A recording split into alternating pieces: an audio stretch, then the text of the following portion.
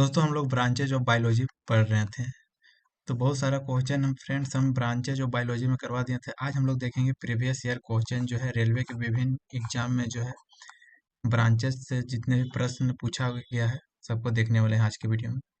पहला क्वेश्चन है, जीव की आकृति बाह्य संरचना का अध्ययन को क्या बोलते हैं? तो इसको बोलते हैं मोर्फोलॉजी। मोर्फोलॉजी। तो यहाँ पे जीव की आकृति बाह्य संरचना का अध्ययन को बोलते हैं मोर्फोलॉजी।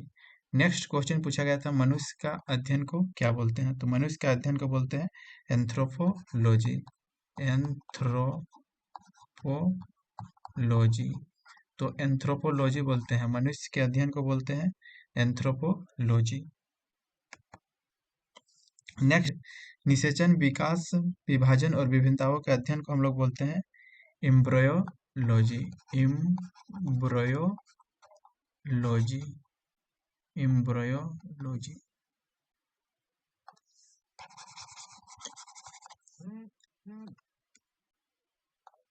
तो हम लोग निषेचन, विकास, विभाजन और विभिन्नताओं के अध्ययन को बोलते हैं एम्ब्रियोलॉजी। एम्ब्रियोलॉजी।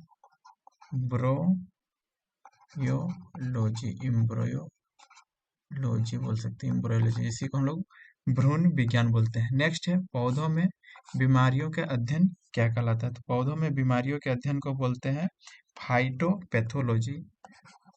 फाइटोपैथोलॉजी।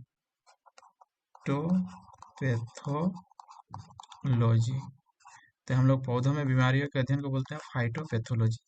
नेक्स्ट है, जीवित चीजों पर मृदा के प्रभाव का अध्ययन। तो जीवित चीजों पर मृदा के प्रभाव के अध्ययन को बोलते हैं एडाफोलॉजी। एडाफोलॉजी। एडाफोलॉजी। इसी को बोलते हैं मिट्टी विशेषज्ञान। तो हम लोग यहाँ पे जीवित चीजों पर मृदा के प्रभाव के अध्ययन को बोलते हैं एडाफोलॉजी।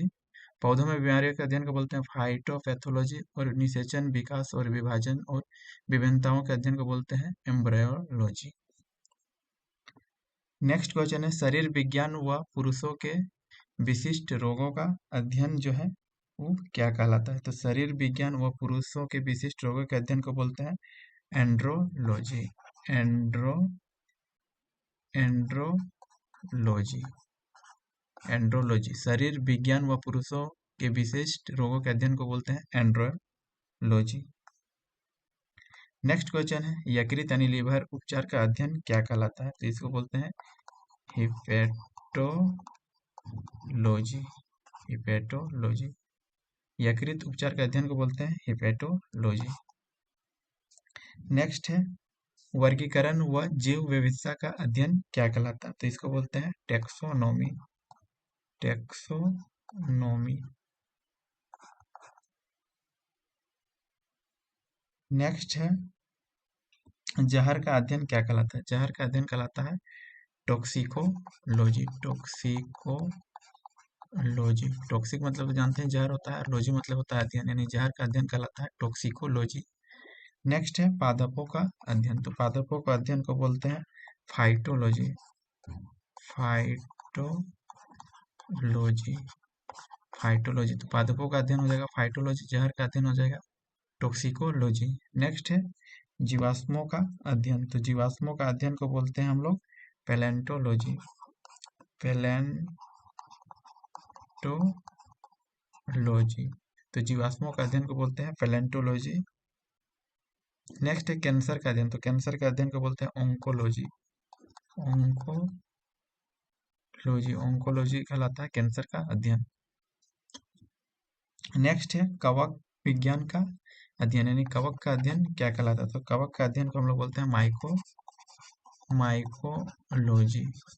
तो माइकोलॉजी कहलाता है कवक का अध्ययन। नेक्स्ट है, सपनों का अध्ययन। तो सपनों का अध्ययन को बोलते हैं वनीरोलॉजी। वनीरोलॉजी। तो वनीरोलॉजी कहलाता है सपनों का अध्ययन, यानी स्टडी ऑफ ड्रीम्स। नेक्स्ट है, जानवरों और उनके पर्यावरण का अध्ययन क्या कहलाता है? तो जानवरों और पर्यावरण के अध्ययन को बोलते हैं इकोलॉजी। इकोलॉजी, जिसको हिंदी में बोलते हैं पारिस्थितिकी। तो यहाँ पे इकोलॉजी कहलाता है जानवरों और उनके पर्यावरण का अध्ययन। नेक्स्ट है पृथ्वी से परे जीवन की संभावनाओं का अध्ययन। तो पृथ्वी से परे जीवन की संभावनाओं के अध्ययन को कहलाते हैं एक्सोबायोलॉजी। एक्सोबायोलॉजी, एक्सो मतलब होता है बाह्य, और हम यहाँ पृथ्वी से परे यानी पृथ्वी से बाहर जीवन की संभावना के अध्ययन को बोलते हैं एक्सोबायोलॉजी। तो कवक का अध्ययन हो जाएगा माइकोलॉजी, सपनों का अध्ययन हो जाएगा वनीरोलॉजी, और जानवरों और उनके पर्यावरण का अध्ययन हो जाएगा इकोलॉजी, और पृथ्वी से परे जीवन की संभावना का अध्ययन एक्सोबायोलॉजी। नेक्स्ट है लिखित दस्तावेज मानव संस्कृति का अध्ययन जो है ये कहलाता है इथनोग्राफी।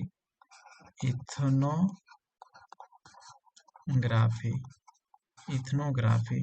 तो लिखित दस्तावेज मानव संस्कृति का अध्ययन जो है इथनोग्राफी कहलाता है। नेक्स्ट है छिपकली का अध्ययन। तो छिपकली का अध्ययन कहलाता है सौरोलॉजी।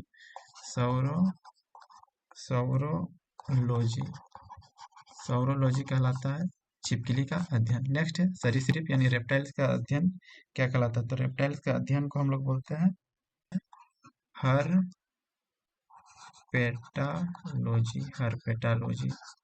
हर्पेटालॉजी बोलते हैं सरीसृप का अध्ययन। नेक्स्ट है बंदर वनमानुष वानर व्यवहार का अध्ययन क्या कहलाता है? तो इसको बोलते हैं प्रीमेटोलॉजी।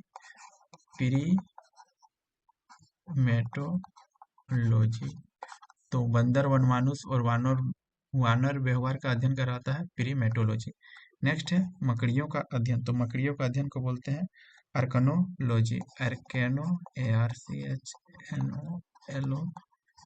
तो आर्केनोलॉजी कहलाता है मकड़ियों का अध्ययन। नेक्स्ट है उत्तकों का अध्ययन। तो उत्तकों का अध्ययन को बोलते हैं हिस्टोलॉजी।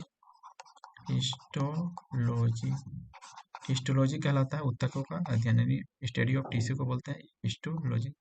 नेक्स्ट है मछली पालन। तो मछली पालन को बोलते हैं पिसीकल्चर। तो पिसीकल्चर कहलाता है मत्स्य पालन को। नेक्स्ट है मछली का अध्ययन। तो इससे पहले वाला क्वेश्चन था मछली पालन, तो मछली पालन को बोलते हैं पिसीकल्चर, लेकिन मछली का जो अध्ययन है इसको बोलते हैं, मछली अध्ययन को हम लोग बोलते हैं इक्थोलॉजी।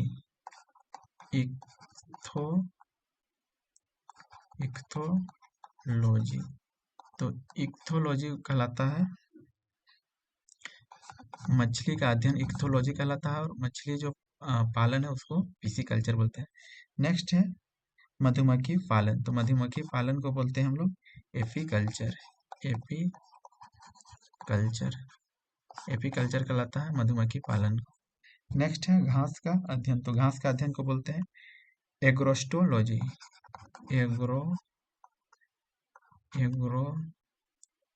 एग्रोस्टोलॉजी। तो घास का अध्ययन कहलाता है एग्रोस्टोलॉजी, और मधुमक्खी पालन कहलाता है एपीकल्चर, और मछली का अध्ययन कहलाता है इक्थोलॉजी। इस प्रकार फ्रेंड्स सारा प्रीवियस ईयर क्वेश्चन जो है हम करवा दिए।